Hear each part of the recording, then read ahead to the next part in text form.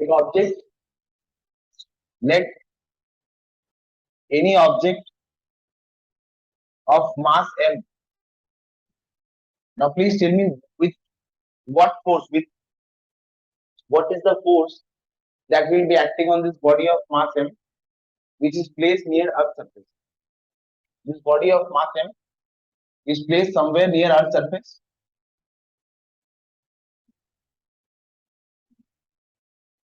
ये radius of अर्थ है और ये एच है, एक छोटा सा हाइट, रेडियस ऑफ अर्थ और ये height, this is much much bigger than H, तो हम मान लेंगे R E plus H is almost equal to R E. तो मैं बोल सकता हूं let any object of mass m is placed anywhere near earth surface.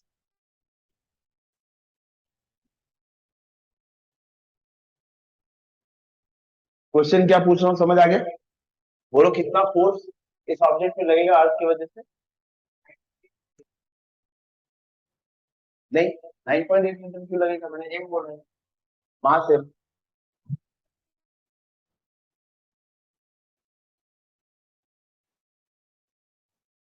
अर्थ और इस ऑब्जेक्ट में फोर्स काम करेगा, अर्थ और इस ऑब्जेक्ट में फोर्स काम करेगा, और अर्थ इस ऑब्जेक्ट में जो फोर्स लगा रहा है वो कैसे कैलकुलेट कर सकते हैं? किसी भी दो ऑब्जेक्ट में जो फोर्स लगता है उसका एक्सप्रेशन क्या था? जी, इसको क्या लिखेंगे? Mass of earth into mass of object by radius of earth whole square. मैं मान रहा हूं ये आर ई एच से बहुत बड़ा था, are E plus H R E के बराबर होगा, ऐसा हमेशा मानकर चले। अच्छा, इसको सॉल्व किया था हमने, इसको क्या लिख दिया था? नहीं, छोटा सी लिख दिया था, ये कांस्टेंट है, ये कांस्टेंट है, ये कांस्टेंट। इसको सॉल्व करके इसको स्मॉल जी से रिप्रेजेंट किया था, तो इस पे कितना फोर्स लगेगा? m इंटू स्मॉल जी। कोई भी ऑब्जेक्ट जो अर्थ के आसपास है, अर्थ सरफेस के आसपास है, उस पे कितना फोर्स लग रहा है ये कैसे कैलकुलेट कर सकते हैं? m into G, where m is the mass of the object, G is the acceleration.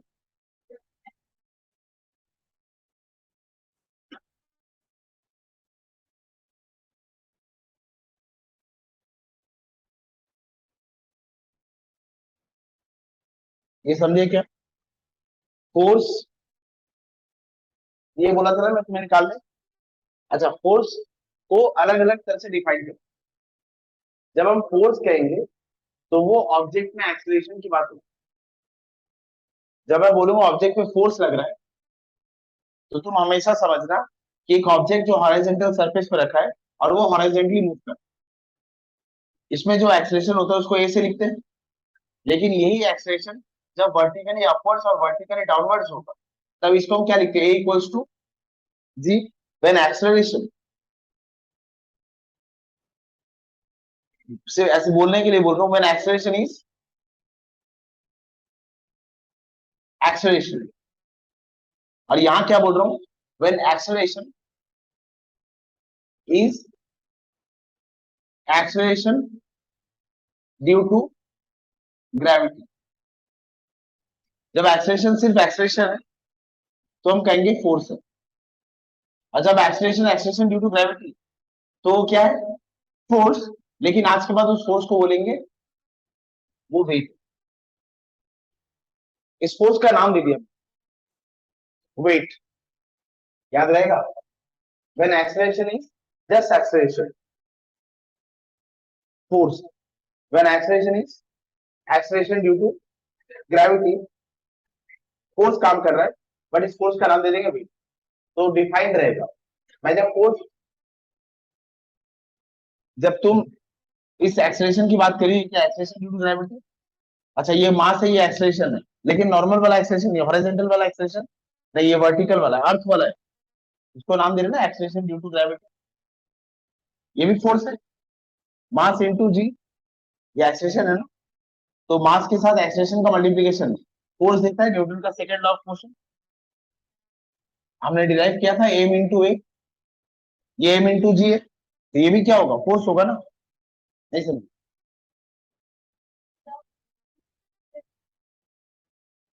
नहीं, मास इंटू जी, इस प्रोडक्ट को हम क्या बोलेंगे, फोर्स ना। मास अकेला थोड़ी फोर्स होता है, मास के साथ एक्सीलरेशन का मल्टीप्लिकेशन, ये वैल्यू फोर्स के बराबर होता है, ये फोर्स होता है। तो एम इंटू जी, इसको मैं क्या लिखूंगा, फोर्स। मैं बोल रहा हूँ जब मास के साथ ए मल्टीप्लाई होगा, जब मास के साथ ए को मल्टीप्लाई कर रही हो तुम, तो उसको फोर्स कहना। तुम जब मास के साथ जी को मल्टीप्लाई करोगे, तो ये भी क्या है, फोर्स। लेकिन इसको फोर्स मत बोल, इस फोर्स का नाम दे देते हैं weight। तो डिफाइंड हो गया, जब मास के साथ जी को मल्टीप्लाई करेंगे, let this force be weight of the object. समझ आई बात? अच्छा, मास और वेट अलग अलग चीज हो गई। मास क्या है, मास बेसिकली एक मैटर में, एक सब्सटेंस में कितना मैटर भरा हुआ है वो है। It is the matter contained in the body. Mass का डेफिनेशन क्या पढ़ा था सिक्स में, रजत?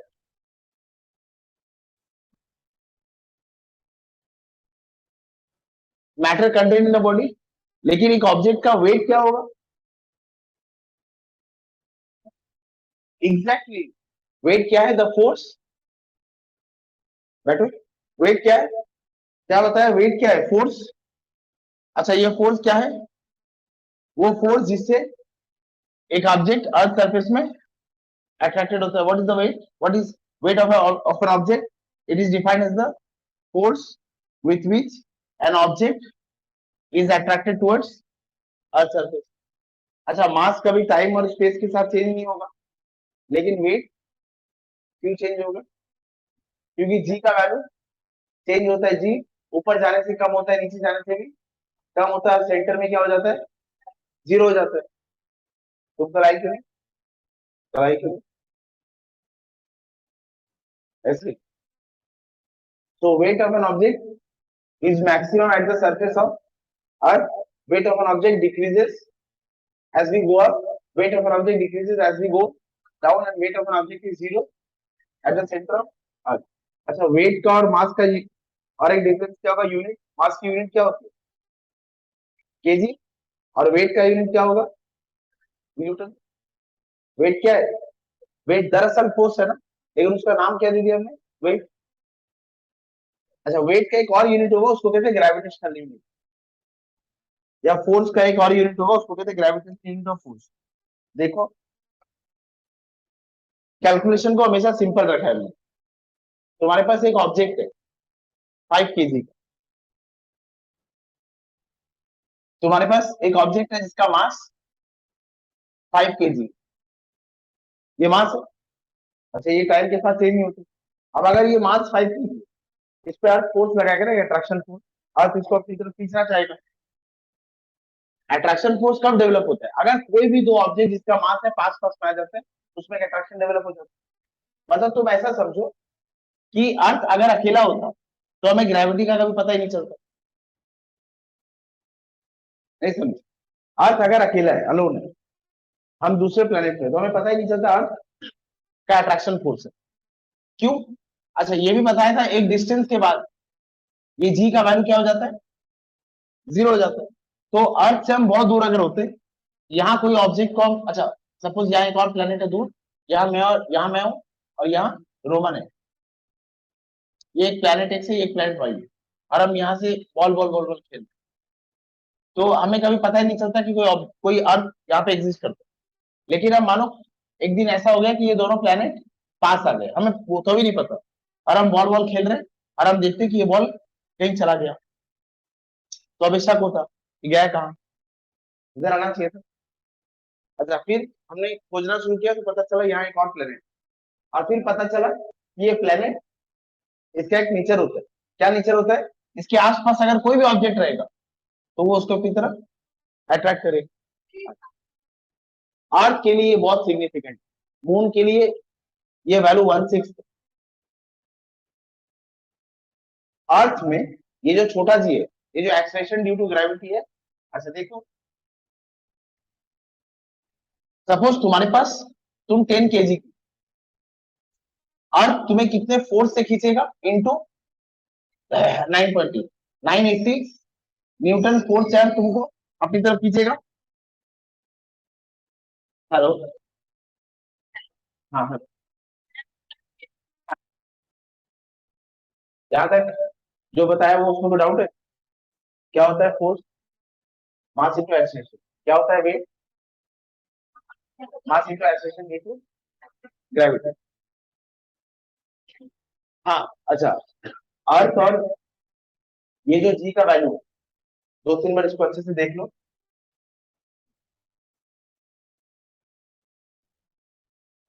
एक ऑब्जेक्ट है, मास 10 केजी है,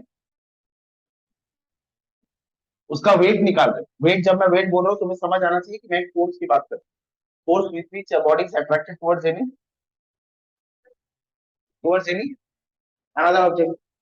जब मैं वेट बोल रहा हूँ तो मैं ये बोल रहा हूँ कि एक ऑब्जेक्ट दूसरे ऑब्जेक्ट की तरफ कितना अट्रैक्टेड है। अच्छा, एक ऑब्जेक्ट दूसरे ऑब्जेक्ट की तरफ कितना अट्रैक्टेड होगा? अगर हम अर्थ की बात करें तो हम क्या मल्टीप्लाई करते हैं? 9.8। ये 9.8, ये वो वाली वैल्यूज है जो अर्थ के लिए है। ये वाली वैल्यूज कहाँ से आई थी? G into mass of earth by radius of earth whole square. अगर मैं मून के लिए काम करता हूँ, यही 10 केजी का ऑब्जेक्ट, यही 10 केजी का ऑब्जेक्ट अगर मैं मून के लिए काम करता हूँ, तो जो मून के लिए G into mass of moon by radius of moon whole square, ये एक वैल्यू आता है ना। अच्छा, ये वैल्यू कितना आता है? 1/6 इंटू 9.8 को 9.8 को 6 से डिवाइड कर। ये वैल्यू इतनी छोटी होती है किसके लिए? G for moon. G for moon is 1/6 of G of earth. समझ आई? तो ये ऑब्जेक्ट जो 10 केजी का है, ये जब अर्थ की तरफ, अच्छा फिर देख लो, मैं और रोमन खेल रहे थे। ये एक प्लेनेट एक्स है, ये एक प्लेनेट वाई है। अच्छा, यहाँ पर अर्थ है एंड वी वर प्लेइंग। अर्थ का जी बहुत ज्यादा है, तो ये जी ज्यादा होने की वजह से ये बॉल का मास चेंज नहीं हो रहा है। ये बॉल का मास वही है।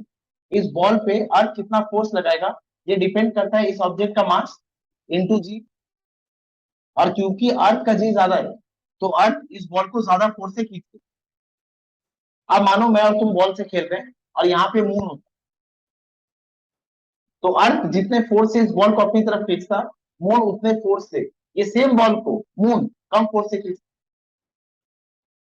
ये बात समझ आई? तो ये जी का वैल्यू हर प्लैनेट के लिए अलग अलग है। मून के लिए ये जो जी का वैल्यू ये बहुत कम है, इसीलिए पता है एक बिल्डिंग से दूसरे बिल्डिंग जाने के लिए हमें यहाँ चल के जाना होता। अगर तुम मून में होते, अगर मून में होते, एक बिल्डिंग से दूसरे बिल्डिंग जाने के लिए you just tap on the floor of the building and you jump and you will on the top floor of the other building. Moon में जी एक्सेलरेशन ड्यू टू ग्रेविटी बहुत कम होता है, हम वहां पे फ्लोट करते हैं इसलिए। मून का जी का वैल्यू इतना कम होता है कि मून अपनी तरफ हमें अट्रैक्ट ही नहीं करता, इसलिए तो मून में हवा में उड़ते रहे। And you throw a pen, you throw a pen, moon का जी का वैल्यू इतना कम है, इसको फेंकते ये नीचे आ जाता है। अर्थ का जी का वैल्यू इतना ज्यादा है कि ये इस पे इतना फोर्स लगा के ऊपर पे खींच लेता है। और यही पेन तुम मून में थ्रो कर देना और मून को कोई फर्क नहीं पड़ता। मून इसको अट्रैक्ट करेगा नहीं, मून का मूड ही नहीं इसको अट्रैक्ट करेगा, जी के वैल्यू और वो हवा में। मतलब ये पेन अगर मुझे तुझे देना है मून में, अगर मैं और तू अच्छे से मून में, तो इस पेन को ऐसे मैं फेंक दूंगा और वो उड़ते उड़ते उड़ते तेरे पास पहुंचेगा, नीचे ही उड़ेगा। तू भी उड़ेगा, मैं भी उड़ूंगा, पेन भी उड़ेगा। जी एक प्लेनेट का जो कांस्टेंट वैल्यूज होता है, mass of that planet, radius of the planet and universal gravity पर डिपेंड करता है। अर्थ का मास, अर्थ का रेडियस, मून का मास, मून का रेडियस, ये अलग अलग वैल्यूज है। जी के वैल्यूज अलग है। समझ आ गया वेट क्या होता है? अच्छा वेट को, अच्छा वेट की यूनिट क्या होगी? सपोज मैं तुम्हें कहता हूँ एक ऑब्जेक्ट जिसका मास 10 केजी, इसका वेट कितना होगा? 100 केजी इंटू 9.8 मीटर पर सेकेंड स्क्वायर, 980 केजी मीटर पर सेकेंड स्क्वायर, 98 केजी मीटर पर सेकेंड स्क्वायर। इस केजी मीटर पर सेकेंड स्क्वायर को क्या लिखते हैं? न्यूटन। अच्छा, 10 केजी को 98 न्यूटन ऐसे लिखने का कोई कंपल्शन नहीं, तुम इसको सिर्फ ऐसे लिख दे। 10 केजी, ये क्या है? मास। इसको बस ऐसे लिख देना, 10 केजी एफ। तुम सिर्फ केजी लिख रहे हो तो तुम मास लिख रहे हो, तुम केजी एफ लिख रहे हो तो ये वेट है, ये फोर्स है। अच्छा, अगर तुम 10 केजी एफ लिखते हो तो एक्सप्लेन है, इस ऑब्जेक्ट का मास कितना है, 10 केजी। सिर्फ एफ लिखना, एक किसके लिए लिख रहे हो, फोर्स के लिए। इसको हम कहते हैं ग्रेविटेशनल यूनिट ऑफ फोर्स, और इसको हम कहते हैं एसआई यूनिट ऑफ फोर्स।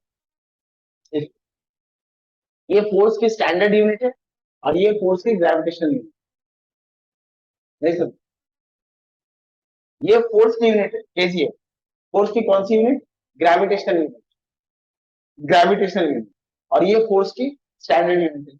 अच्छा, what is the relation between gravitational unit of force,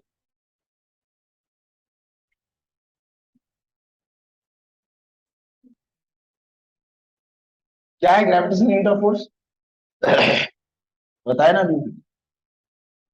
force की ग्रेविटेशनल यूनिट क्या है, वो तो ऐसा यूनिट है, standard unit. Standard unit of force is Newton, और ग्रेविटेशनल यूनिट केजी, उस पे एफ। अच्छा, इसमें रिलेशन क्या होगा, 1 केजी एफ। चलो एक सम लिखो, एक छोटा सम लिखो, compare the weight, compare the weight of two objects, compare the weight of two objects having mass,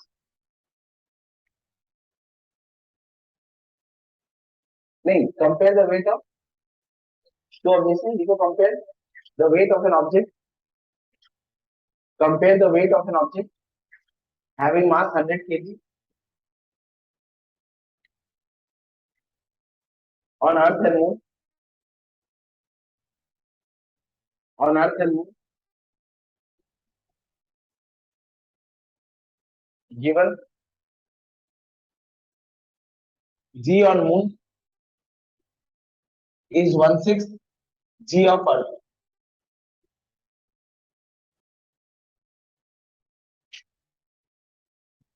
तो देख, वेट, देखो इधर, वेट क्या होता है, m into g, weight of object on earth is equal to mass of object, ये तो change नहीं होगा ना, mass always remains constant, into acceleration due to gravity of earth by weight of object on moon, ये क्या होगा, mass of an object into acceleration due to gravity on moon। अच्छा, क्या बोला, compare the weight of object, ऐसा कुछ बोला था मैंने, मास अर्थ ऑन मून या मून ऑन अर्थ, क्या बोला था,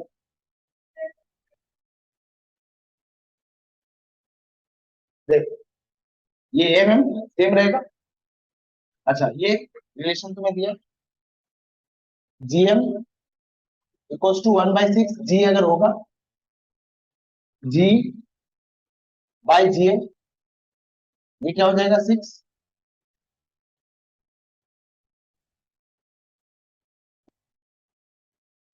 इसको 6 लिख दिया, so weight of an earth, weight of an object on earth is 6 times the weight of an object on moon। क्या समझ सकते हैं इससे, अर्थ किसी भी ऑब्जेक्ट को, अर्थ किसी भी ऑब्जेक्ट को किस फोर्स से खींचता है, अगर एक ऑब्जेक्ट मून में होता, अगर एक ऑब्जेक्ट मून में होता, अर्थ उसको 6 टाइम ज्यादा फोर्स से अपनी तरफ खींचता है। और समझ पा रहे हो, मतलब हम जो छलांग लगाते हैं, हम जब छलांग लगाते हैं, हम अर्थ सरफेस से जितना ऊपर जाते हैं, हम अगर मून में छलांग लगाएंगे तो हम उससे 6 टाइम ज्यादा उससे कितना बाउंस खाएंगे ना। हाँ, यही तो, अब डिफरेंस लिखेंगे ना, सेम ऑब्जेक्ट अलग अलग जगह पर अलग अलग वेट, वेट क्या है, फोर्स, क्लियर हो गया। अच्छा, लिख लो मास और वेट का डिफरेंस, अगर ग्रेविटी ज्यादा होगा तो वेट ज्यादा होगा, नहीं, मून में तो ग्रेविटी कम है ना, the gravity on moon is 1/6 the gravity of earth. हाँ, अब इसको 9.8 से 9.8 को 6 से डिवाइड करो, ये 1 कुछ आएगा, कितना आएगा, 1.5 को कुछ आएगा। दूसरा चीज देख लो, वेट और मास का डिफरेंस टेबल बना, मिटा दो ये सब।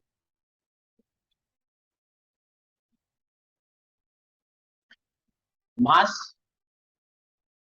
और wait,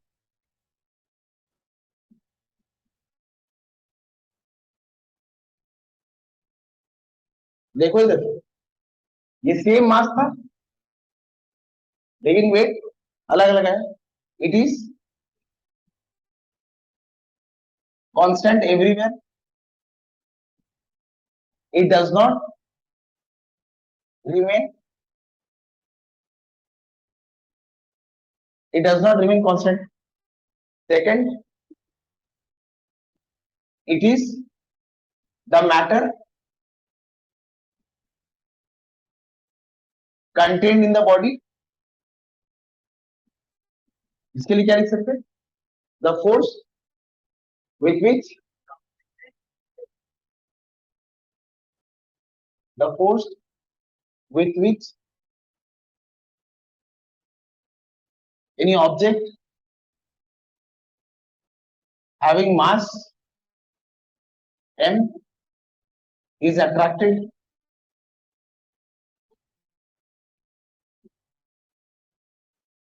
towards earth. Number two, it cannot be zero,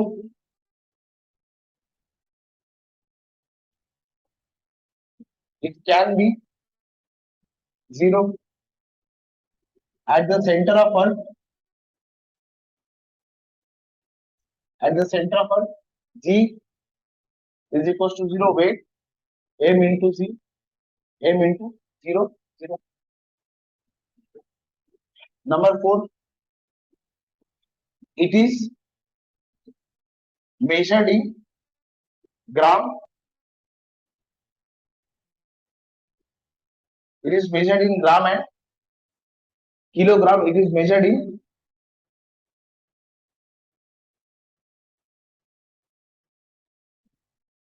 किसमें मेजर करेंगे, in newton and kilogram force, और रिलेशन क्या होगा, 1 किलोग्राम फोर्स इज 9.8 न्यूटन। अच्छा, डेफिनेशन ऑफ 1 किलोग्राम फोर्स क्या होगा, the force with which N object of mass, the force with which an object of mass 1 kg is attracted towards surface of earth। 1 kilogram force का definition देख लो, आता है exam में। 1 kilogram force is defined as the force with which an object of mass 1 kg is attracted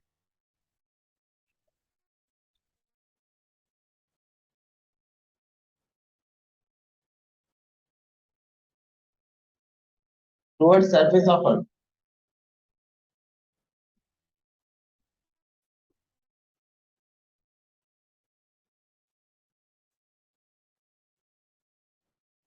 Newton ऐसा unit है, area gravitational unit.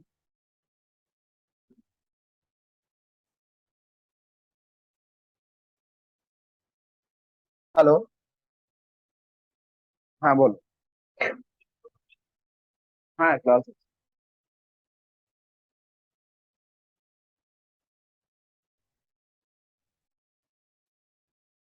1 kg का object छोड़ देना, एक ऑब्जेक्ट जिसका मास 1 kg है, और उसको जिस फोर्स से खींचे उस फोर्स को कहते हैं 1 किलोग्राम। 1 kg का एक ऑब्जेक्ट ले लेना, मैं बता रहा हूँ सुन, 1 kg मास अगर है तो इसको कितना फोर्स लगेगा, इसको 9.8 से मल्टीप्लाई करेगा, 9.8 मीटर पर सेकंड स्क्वायर, नहीं सर, अगर एक ऑब्जेक्ट का मास 1 kg है, acceleration due to gravity 9.8 meter per second square है, तो इस पे कितना फोर्स लग रहा है? 9.8 न्यूटन। अर्थ एक ऑब्जेक्ट जिसका मास 1 kg है, अर्थ उसको कितने न्यूटन फोर्स से खींच रहा है? 9.8 न्यूटन। इस 9.8 न्यूटन को मैं ऐसे लिख रहा हूँ, 1 kg F। 9.8 नहीं लिख के इसको मैं क्या लिख रहा हूँ? 1 kg। तो ये क्या हो गया? ये क्या है? It is the force with which a body of mass 1 kg is attracted toward surface of earth. और इसी को मैं क्या बोल रहा हूँ? 1 kg। इसको ये it is defined as the force with which, मतलब मैंने 9.8 न्यूटन को 1 kg मान हुआ। अच्छा, मास मेजरमेंट और वेट मेजरमेंट ये तुम लोगों ने देखा, इसको स्प्रिंग बैलेंस कहते हैं। ये इसको देखना, स्प्रिंग बैलेंस में ये जो यूनिट्स लिखी हुई है, देखो ये केजी ये ग्राम है, क्या है यहाँ, क्या यूनिट्स लिखा होगा? ये देख, न्यूटन। न्यूटन किसकी यूनिट होती है? मास की, फोर्स की? फोर्स की। इसको स्प्रिंग बैलेंस कहते हैं। अगर तुम्हें किसी ऑब्जेक्ट का वेट पता करना है तो स्प्रिंग बैलेंस से पता करना है, और अगर तुम्हें किसी ऑब्जेक्ट का मास पता करना है तो बीम बैलेंस से। वो सारा जो फंडा होगा ये। So it is measured by some other instrument, is measured by some other instrument। यहाँ स्प्रिंग बैलेंस यूज करते हैं, यहाँ पर वो फिजिकल बैलेंस से काम करता है। मास और वेट का difference, mass without G, weight mass with G. हाँ, हम तो अट्रैक्टेड है ना सब अर्थ सरफेस से, we all are attracted towards surface of. हाँ, इंटू जी है, हमें हम मतलब चलती भाषा में उसे गलत है, फिर मुझसे न्यूटन बोला। हाँ, वो चलती भाषा में कि वो इक्वल हो जाता है वो, क्योंकि हम सब क्या कहते हैं? वेट। अच्छा, सबको ही वेट बोल रहे हैं, और अगर मास बोलेंगे तो सबको 9.8 से डिवाइड करेंगे, तो न्यूमेरिकल वैल्यू सबका सेम आएगा ना, इसीलिए वो चल, मतलब वो भी, ये हम सब वेट निकालेंगे, और जब मास बोलना होगा तो सब क्या करेंगे? 9.8 से डिवाइड करेंगे, तो वो सेम फ्रैक्शन में मल्टीप्लाई और सेम फ्रैक्शन में डिवाइड होगा, तो वो वैल्यू कंपैरेटिवली सेम रहेगी ना, इसलिए चल जाएगा। स्केलर, हाँ स्केलर और वेक्टर भी लिख सकते हैं। तो ये इसको जो मेजरमेंट करेंगे, ये बीम बैलेंस, फिजिकल बैलेंस, और ये स्प्रिंग बैलेंस।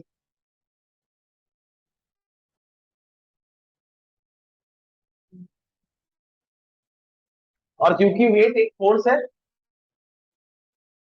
क्योंकि वेट एक फोर्स है, ये वेक्टर क्वांटिटी है, और मास एक स्केलर क्वांटिटी रहेगी। ये डिफरेंस ऑफ मास और वेट।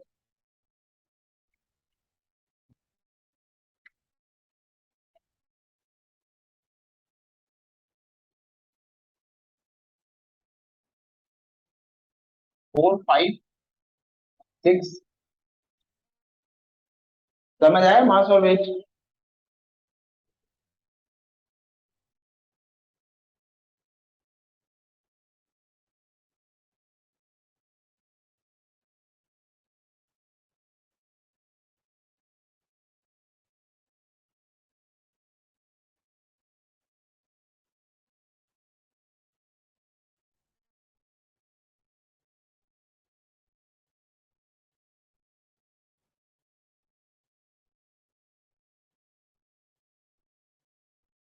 हाँ, क्या बोला था? फ्री फॉल, लिखो फ्री फॉल।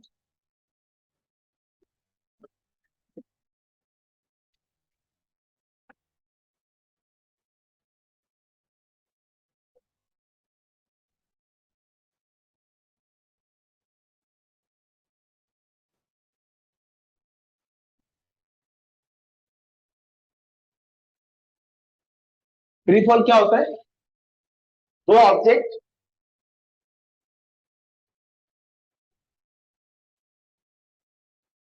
M1 M2 ले लिया तुमने, stuck out all air, all medium particles from the column.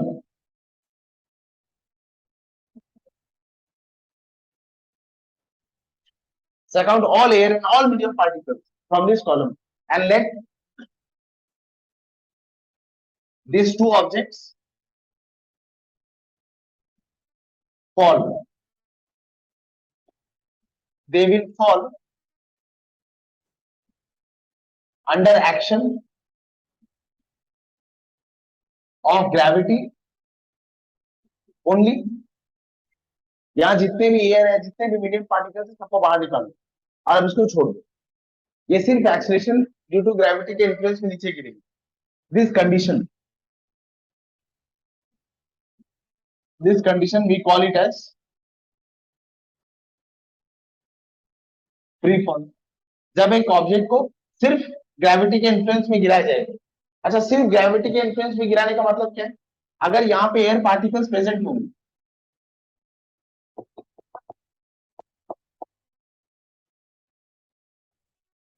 ये ऑब्जेक्ट जब नीचे गिरेगा,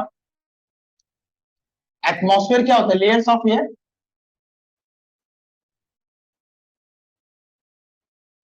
ये ऑब्जेक्ट जब एयर के लेयर से नीचे होता हुआ गुजरेगा, ये जो लेयर्स ऑफ एयर है, ये इस पे एक फ्रिक्शन फोर्स लगाएंगे. अच्छा, फ्रिक्शन फोर्स ज्यादा होगा किसके लिए? अगर ऑब्जेक्ट हल्का है. अगर ऑब्जेक्ट हल्का है तो एयर का फ्रिक्शन फोर्स उस पर ज्यादा लगेगा, और अगर ऑब्जेक्ट भारी होगा तो एयर का फ्रिक्शन फोर्स उस पर कम लगेगा, वो फॉल करता जाएगा. ये सब कंडीशंस हटा दो. ये फ्रिक्शन फोर्स, ये वो कुछ नहीं रहेगा. अभी ऑब्जेक्ट किसके इन्फ्लुएंस में गिरेगा? सिर्फ जी के इन्फ्लुएंस में, एक्सलेशन ड्यू टू ग्रेविटी के इन्फ्लुएंस में. इस कंडीशन को क्या, this conditions of free fall. When object is allowed to fall only under the influence of gravity. When an object is allowed to fall only under the influence of gravity and all other forces that may be present are absent. All other forces that may be present are absent. An object is allowed to fall only under the influence of gravity. The condition is known as free fall. All other forces that may be present are absent, and an object is allowed to fall only under the influence of gravity.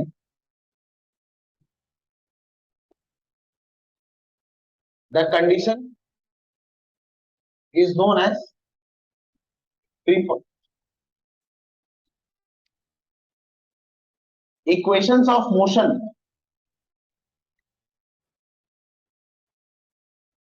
तीन equation motion one dimension में, ये वाला part किया था हमने last से, नहीं किया था? अच्छा, मैं लिखता हूं, अभी नेक्स्ट क्लास में करेंगे ये. v equals to u plus at v square minus u square equals to 2as और s इक्वल्स to ut plus half at square. बता रहा हूं. हाँ, ये वाला हुआ था, ये हुआ था. ओ वेरी गुड. ये v क्या होता है? Final velocity. u क्या होता है? Initial velocity. ये एक्सिस. u भी पता है, ये पता है. s क्या है? Distance covered. एक ऑब्जेक्ट ने कितना डिस्टेंस कवर किया, ये s डिस्टेंस है. u v t तो है, t टाइम है. अच्छा, यहाँ जहां जहां ये a क्यों है? ऑब्जेक्ट हॉरिजॉन्टल मोशन कर रहा है. अब यही ऑब्जेक्ट अगर वर्टिकली करेगा, अपवर्ड और डाउनवर्ड, तो ये a क्या हो जाएगा जी? तो ये इक्वेशन चेंज हो जाएगी. तो equation of equations of motion under action of gravity,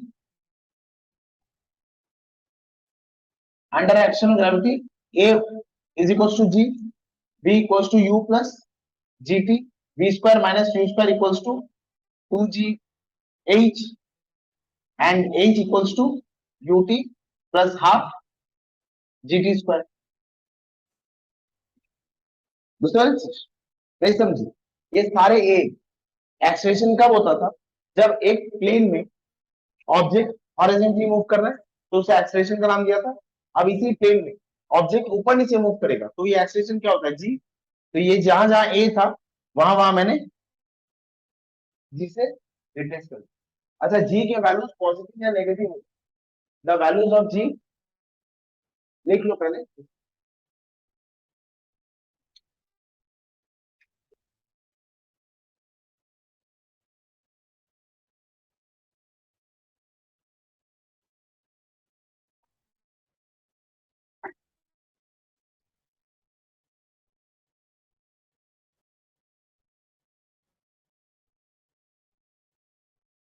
हाँ, नेगेटिव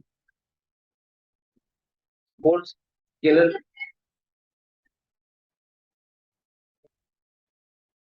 हाँ, फिर से सवाल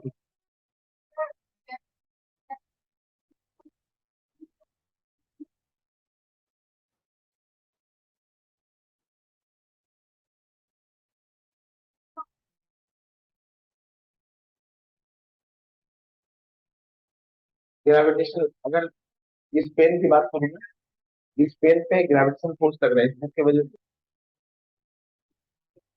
इस पेन पे ग्रेविटेशन फोर्स लग रहा है इस बुक की वजह से, इसके वजह से, इस लैपटॉप की वजह से, सबके वजह से। और इस पे एक अर्थ की वजह से एक फोर्स लग रहा है, this is gravity, and all other is gravity.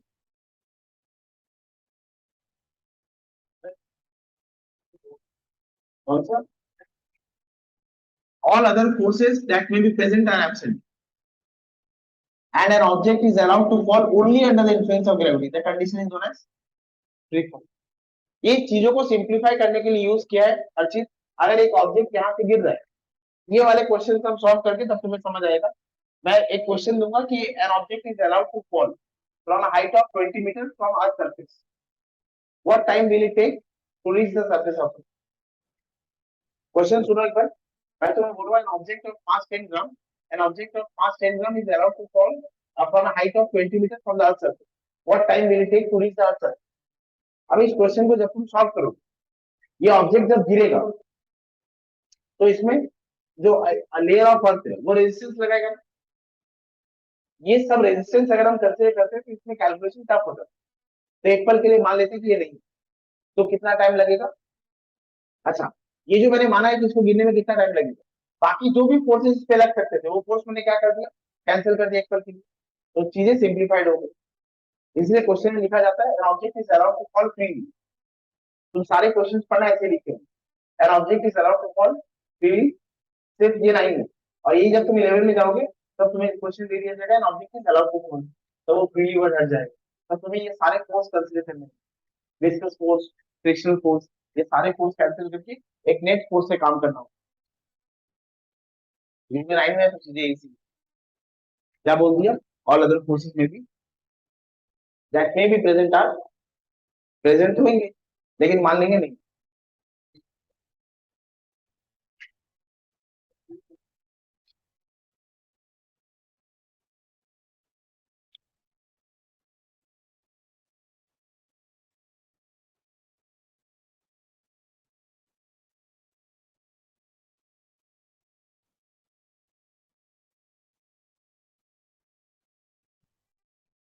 हाँ,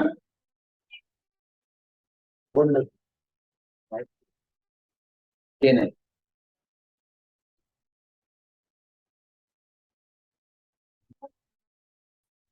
ए देखो, ए यहाँ पे एक नोट बना रहा हूँ, if object is falling towards earth surface, take A equals to plus, and equations are and equations are v equals to u plus A T, जो लिखा अभी में, B square minus U square equals to G T, B square minus U square equals to 2gh, and h equals to ut plus half gt square. if object is thrown upwards, moving away from the surface of earth,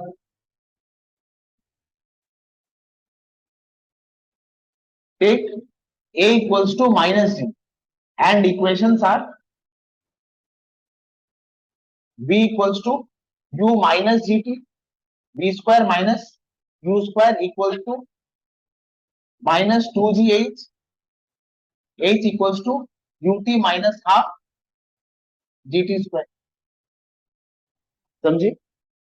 अगर object को ऊपर फेंक रहे हो तो a को minus जी मानेंगे, क्यों? फोर्स कैसी क्वांटिटी है? Vector quantity. अच्छा, ये जो फोर्स है ये हमेशा क्या होता है? अट्रैक्टिव। ये फोर्स हमेशा अट्रैक्टिव होता है। अगर तुम इसको ऊपर ले जा रहे हो मतलब तुम ग्रेविटी के अगेंस्ट ले जा रहे हो तो ये जी नेगेटिव साइन होगा। जी का नेगेटिव मतलब तुम्हें बताएगा ऑब्जेक्ट अर्थ के टुवर्ड्स नहीं, अर्थ के अगेंस्ट जा रहा है। नहीं समझी ना? थोड़ा थोड़ा। कौन सा नहीं समझी? अगर एक ऑब्जेक्ट को तुम अर्थ सरफेस के टुवर्ड्स दे रही हो, ये इक्वेशन ऑफ मोशन है बता। अगर एक ऑब्जेक्ट को तुम अर्थ सरफेस के टुवर्ड्स फेंक रही हो तो ए को प्लस जी, अगर एक ऑब्जेक्ट को तुम अर्थ सरफेस के ऊपर फेंक रही हो तो तुम, अच्छा अर्थ इस ऑब्जेक्ट को क्या करना चाहता है? अपनी तरफ अट्रैक्ट करना चाहता है, लेकिन तुमने इसको कहाँ फेंका है? ऊपर। मतलब अर्थ के अट्रैक्शन फोर्स के अगेंस्ट। तो ए को क्या लिखोगे? माइनस जी। माइनस क्या बताता है कि अर्थ इसको नीचे खींचना चाहता है लेकिन तुम इसको ऊपर भेज रही हो, ये माइनस जी। तो हर जगह पर यहाँ पर माइनस बैठा है। v equals to u, v equals to u, A क्या होगा? माइनस जी, जी नहीं माइनस जी, v क्या हो जाएगा? v equals to U minus G, v square minus u square equals to minus 2g h height.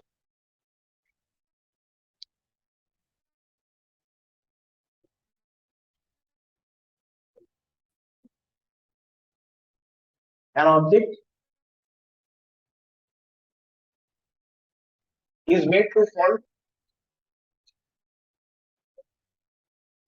An object is made to fall from height from height of 50 meters above earth surface.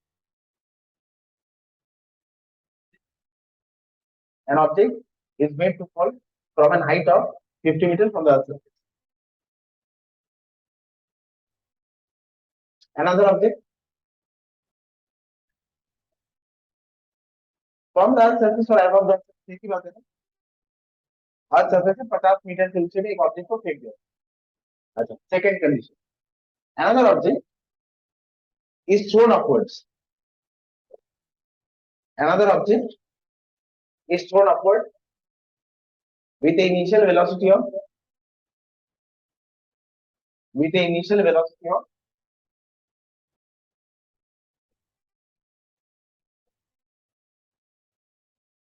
50 meters per second.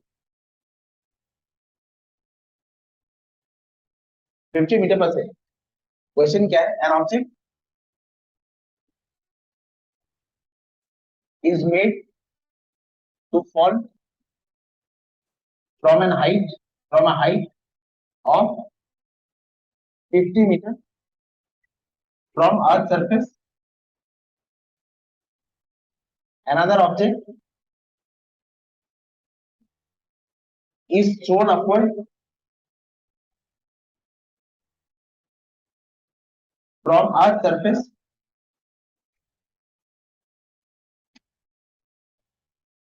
with an initial velocity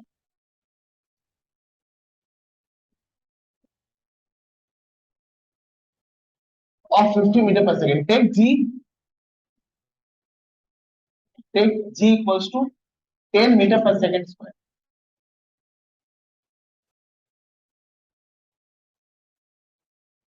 Take g equals to 10 meters per second square.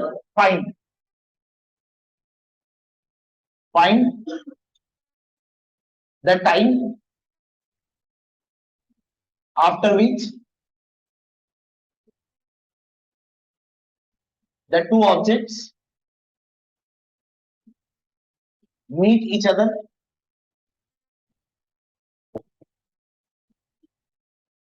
The point, find the point they meet each other. Question देखो तो पढ़ के कितना समझ आ रहा है, मैं diagram बना के समझाऊं। देखो इधर एक ऑब्जेक्ट है। अच्छा ऐसे मान लो यहाँ एक टावर है। इस टावर का हाइट 50 मीटर है। मैं यहां से खड़ा हूं और यहां से एक ऑब्जेक्ट को फेंक दिया, और यहां से किसी ने एक ऑब्जेक्ट को ऊपर फेंक 50 मीटर पर सेकंड की स्पीड। ये ऑब्जेक्ट ऊपर जाएगा और ये ऑब्जेक्ट नीचे चल के आ जाएगा। यहाँ पर कहीं पर ये ऑब्जेक्ट मीट कर, कितने टाइम के बाद ये मीट करेंगे, कितने टाइम के बाद ये मीट करेंगे और कहां पे मीट करेंगे, जीरो से लेकर ये जो 50 मीटर का डिस्टेंस है ये कहां पे मीट करेंगे, 10 मीटर, 15 मीटर, 20 मीटर, ऊपर से बोल सकते हो नीचे से बोल सकते हो। अगर तुम कहते हो 25 मीटर या ऐसे कहते हो 20 मीटर फ्रॉम आंसर, मतलब 30 मीटर फ्रॉम अब, ये क्वेश्चन का मीनिंग। चलो तुम अपनी बुद्धि लगाओ और देखो कैसे सॉल्व कर सकते हो, 2 मिनट देखो तो हिसाब से सॉल्व करो। इक्वेशन तुम्हें पता है, इक्वेशन क्या होंगे, नहीं समझ आया फिर से सुन। एक 50 मीटर का हाइट का कोई टावर है रचा, ये 0 मीटर और ये 50 मीटर। तुम यहाँ ऊपर खड़ी हो, यहाँ ऊपर से तुमने एक ऑब्जेक्ट को फेंका और यहाँ नीचे कोई खड़ा है, उसी वक्त नीचे से किसी ने ऑब्जेक्ट को ऊपर फेंका, ये ऑब्जेक्ट ऊपर जाएगा और ये ऑब्जेक्ट नीचे आएगा। कहीं एक जगह होगा जहां ये दोनों ऑब्जेक्ट मीट करेंगे, वो कहाँ होगा, 0 से 50 मीटर के बीच में कहीं एक होगा। और कितने टाइम के बाद ऐसा होगा, तुम्हें वो टाइम निकालना है। और वो सपोज इधर देखो एक बार, सपोज 3 सेकंड, 3 सेकंड में ये ऑब्जेक्ट इतना चल के आ जाता है और 3 सेकंड में ये ऑब्जेक्ट इतना चल के जाता है, तो after 3 second they will meet. कोई डाउट है इसमें, नहीं। अच्छा और ये वो पॉइंट जहां वो मीट करेंगे ये कितना होगा, सपोज ये ग्राउंड से 23 मीटर है सपोज, तो तुझे ये हाइट कितना होगा वो निकालना है और कितने टाइम के बाद मीट करेंगे वो। इक्वेशन मैं तुम्हें बता देता हूँ, इक्वेशन क्या होगा, नहीं तीन इक्वेशन है, v equals to U plus G T, V square minus U square equals to 2 G H, और एक क्या है, H equals to U T plus half G T square. इसमें से लगा लगा ये क्वेश्चन, अच्छा क्वेश्चन है, बहुत अच्छा क्वेश्चन, तो आगे बात।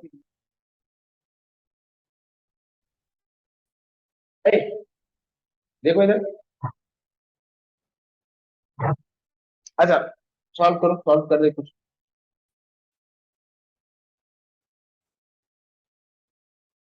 टाइम एक ही है, देखो इधर हम मान लेते हैं 3 सेकंड में एक ऑब्जेक्ट यहाँ 30 मीटर चल के आया, ऊपर से नीचे 30 मीटर चल के आया, और नीचे वाला ऑब्जेक्ट 3 सेकंड में कितना गया 20 मीटर, तो ये यहाँ मीट करेंगे। ऊपर से जो ऑब्जेक्ट गिरा है वो सपोज 45 मीटर चल के आ गया, 45 मीटर चल के आया, उसको 2.5 सेकंड लगा, तो नीचे से ये ऑब्जेक्ट 2.5 सेकंड में कितना ऊपर गया है, 5 मीटर।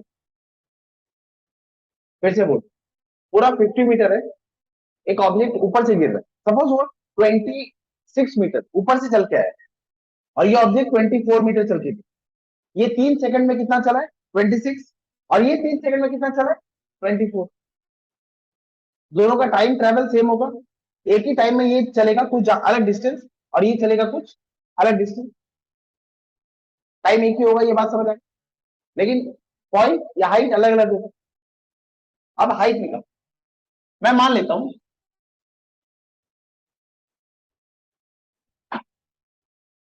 ये टोटल 50 है,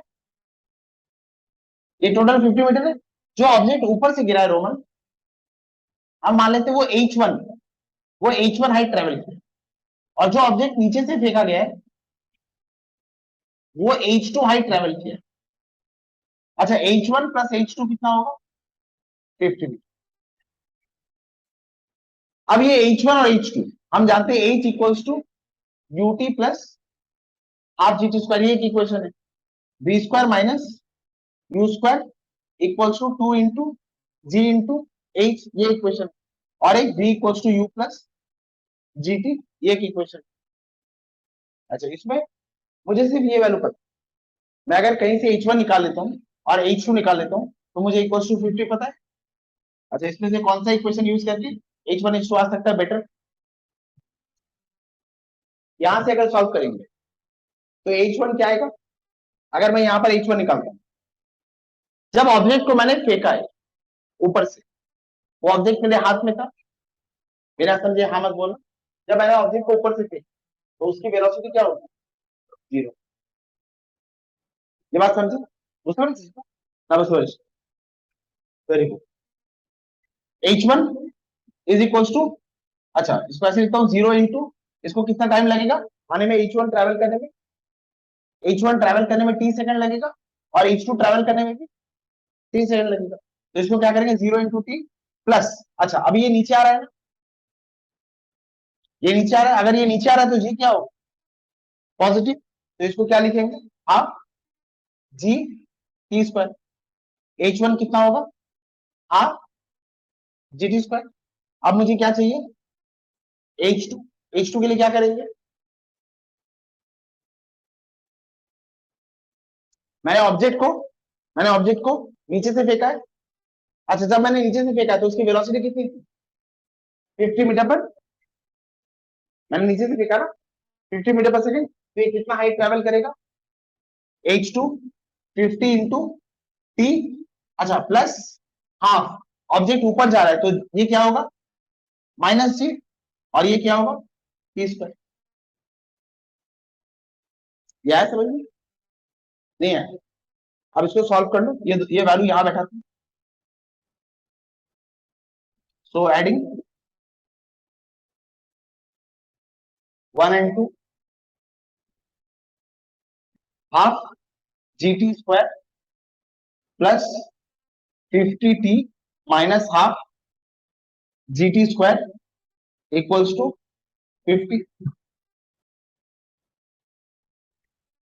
समझे? नहीं समझे? अच्छा, इसमें क्या क्या कटेगा,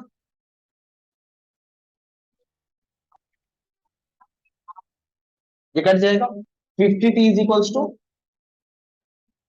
50t इक्वल्स टू 1 सेकेंड। कितने टाइम के बाद ये मीट करेंगे? 1 सेकेंड के बाद ये मीट करेंगे। अच्छा, the point at which they meet, the point at which, कहा क्या निकालोगे, h2 निकालोगे, h2 निकालो या h1 निकाल लो। h1 निकाल लेते यहां से, हाफ इंटू 10 इंटू 1 स्क्वायर। समझे? h1 क्या होगा, ये h2 निकाल लो फ्रॉम ग्राउंड, और h1 निकालोगे तो ये क्या होगा, from top of the tower, from top of the, from top point. कोई डाउट है इसमें? निकाल लो h1 और h2। therefore h1 equals to half gt square, half into 10 into 1 square, ये 5 मीटर ऊपर से, ये 5 तो नीचे से कितना होगा, 45 मीटर।